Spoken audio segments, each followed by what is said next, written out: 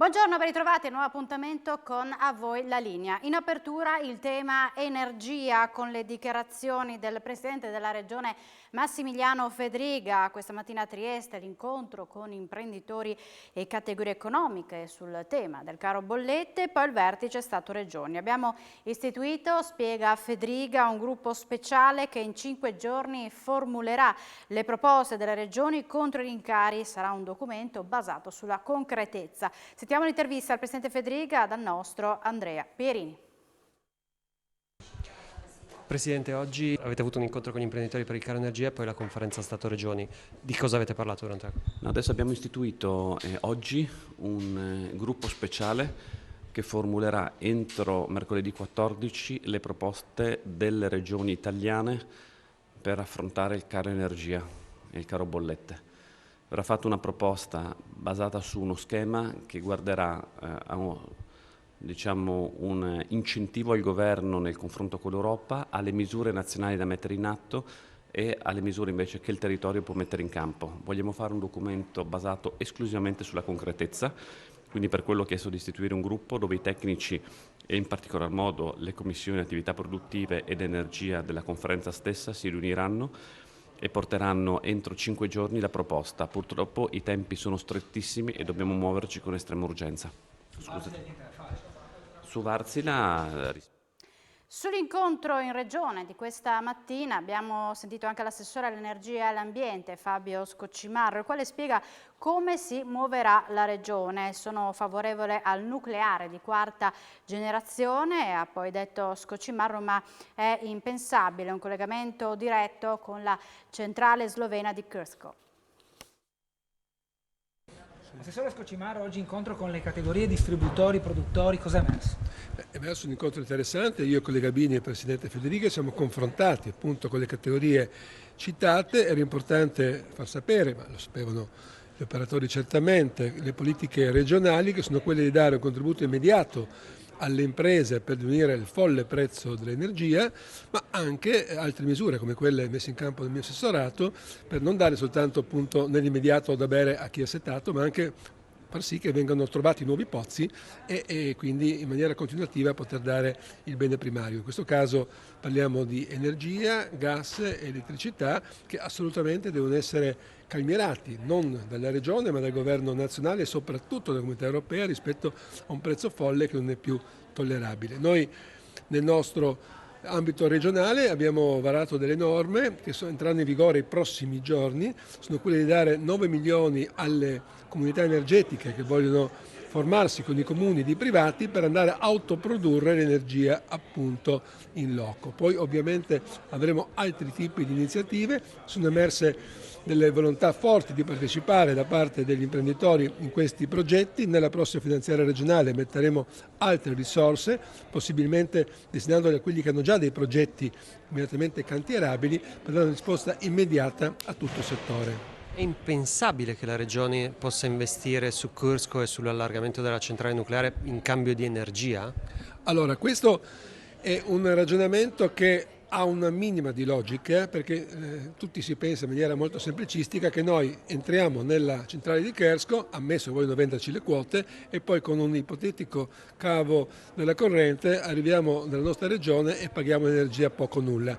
Non è così, perché ovviamente al netto della ipotetica partecipazione che al momento non è minimamente prevista da parte del governo italiano nei confronti del governo sloveno, non è previsto appunto una simile ipotesi. Certo è un po' una beffa che noi Italia siamo contrari, come lo sono io, alle centrali nucleari di vecchia generazione e poi siamo circondati, tutto l'arco alpino, tutta Europa è a poco più di 100 km dal confine di Trieste, una centrale nucleare di vecchia generazione. Io personalmente sono favorevole al nucleare della quarta generazione, non inquinante, non impattante, se non in maniera minima, con grandi vantaggi. Però parliamo di progetti dei prossimi anni, quindi è impensabile l'idea di avere un collegamento diretto con la centrale di Krško, se non per un discorso di speculazione di azioni da parte del governo italiano che potrebbe avere un interesse a guadagnarci, ma e poi dividere nel territorio italiano gli eventuali utili. Però parliamo di un granello di sabbia nel deserto.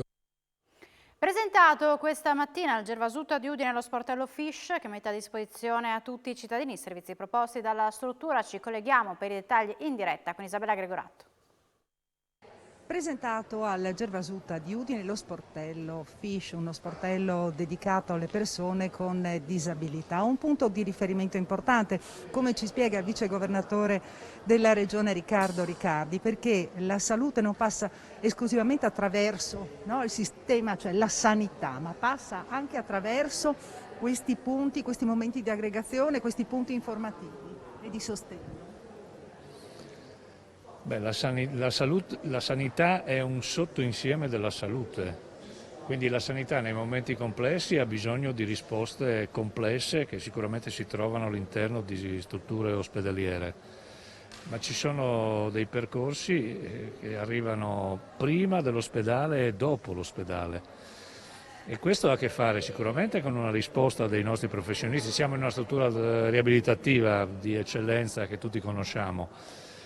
Ma i nostri professionisti anche nei percorsi riabilitativi non è che possano occuparsi 24 ore al giorno di una singola persona, quella singola persona ha una vita e quindi è importante che ci sia un'alleanza nella società che oggi trova nel sistema del terzo settore del volontariato un alleato molto importante. Noi consentiamo con questa operazione al sistema del volontariato di avere regole, di conoscere regole e di sapere come risolvere queste cose alleggerendo una serie di adempimenti necessari e potendo concentrare lo sviluppo del volontariato a sostegno di questi percorsi di salute. Lo abbiamo fatto in maniera capillare, la tecnologia è importante ma il rapporto delle persone è altrettanto importante, quindi bisogna trovare un giusto equilibrio. Oggi aprire questo sportello per rispondere a queste esigenze del nostro sistema del volontariato del terzo settore all'interno del Gervasuta assume un valore anche ancora più simbolico. Quindi l'appropriatezza è determinante e soprattutto la sostenibilità è l'unica strada verso la quale noi riusciremo a non dividere le persone tra coloro che potranno avere una risposta e quelle che non l'avranno. Con noi anche il dottor Emanuele Biasuti che ci spiega appunto come funzionerà questo sportello. Questo sportello per noi diventa strategico, noi abbiamo questo compito di abilitare e riabilitare le persone, che significa proprio dare la possibilità a queste persone di partecipare. La partecipazione sociale è il nostro obiettivo.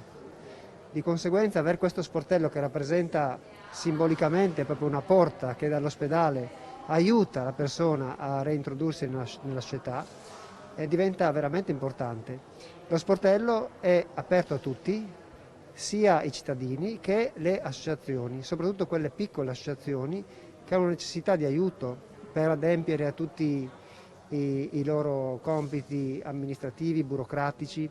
Possono trovare in questa sede tutti i cittadini un aiuto ad avere la carta della disabilità, che è un importante mezzo per poter riscuotere tutti i diritti in tutti i posti, permette di avere agevolazioni come da normativa europea ed italiana e di conseguenza è un importante primo passaggio per aprire alla persona disabile la possibilità di usufruire di tutti gli spazi e quindi di partecipare alla società. Ecco, tra l'altro, e concludiamo con il vicegovernatore, un'occasione questa per vedere quanto è importante l'azione del volontariato nella nostra regione. Lo abbiamo evidenziato in più occasioni, ma anche in questo caso.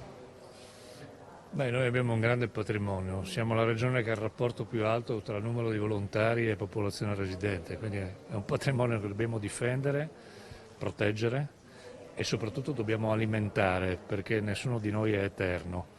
E quindi è importante che questo grande movimento prosegua a queste condizioni, la Regione lo sostiene con forza perché crediamo che sia pilastro fondamentale di questa alleanza a 360 gradi che dà risposte alle persone che possono trovare delle difficoltà. Bene, ringraziamo il vicegovernatore Riccardo Riccardi, ringraziamo il dottor Emanuele Biasuti. Qui dalla palestra 1 del Gervasuta è tutto, restituisco la linea allo studio. Grazie Isabella Gregoratto, ora termina qui a voi la linea, ma vi ricordo alle 16:30 ritorneremo in diretta con l'informazione. Grazie per l'attenzione e buona giornata.